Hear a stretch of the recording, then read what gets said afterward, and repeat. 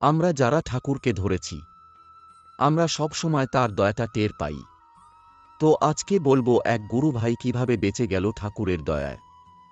গুরু ভাইটির নাম শিবম। সে স্কুটি দিয়ে এক জায়গায় যাচ্ছিল।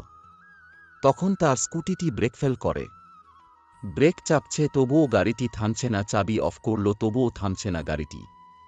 তখন তার কানে আওয়াজ এলো একটা, বলছে, মনোজিৎ স্কুটির স্ট্যান্ডটা নামাও।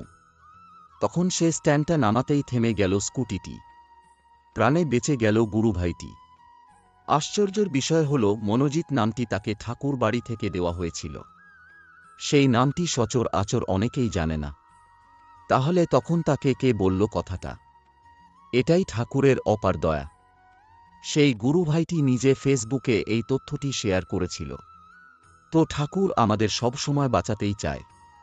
আমাদের শুধু তার বিধানগুলো পালন করে চলতে হবে, আচার্য পরম্পরা মেনে চলতে হবে।